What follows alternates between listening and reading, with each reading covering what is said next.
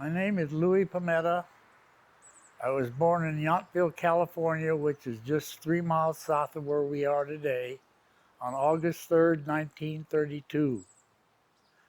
My father entered Napa Valley in 1927.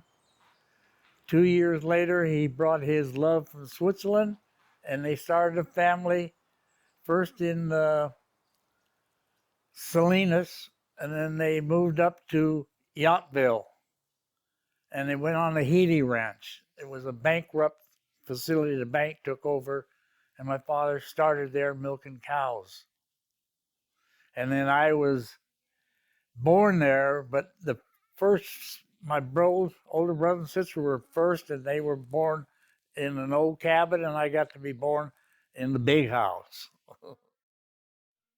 And then we moved.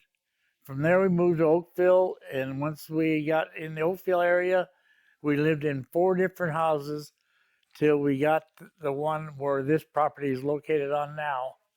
And then upon my retirement age, I came home and rebuilt my house we live in today.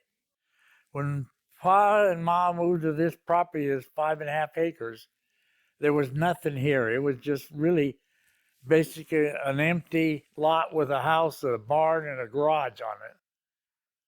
Self-survival is what you can say happened from very childhood, no matter where they moved. The early part of our lives were you sustain yourself with what you could grow or raise. And that's the number one thing in my life I always remember. We had always, never lacked in food. We raised it or grew it in the ground or raised it on the hoof. The agriculture started with myself when I was in high school doing a future farmer project with raising little chickens to fryers.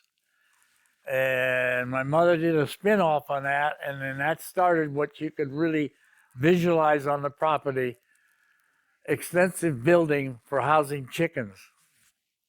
A lot of them were, the coops were the ones we raised 50 fryers in. In each coop, we had a dozen or more of them. And then the chicken houses were 90 feet long, and there was 5 rows of them.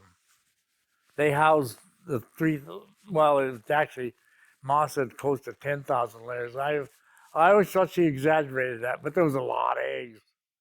The early stages of life for me, the farming was a variety. It had milk cows, beef cattle raising, chicken farms, walnut orchards, a lot of prune orchards.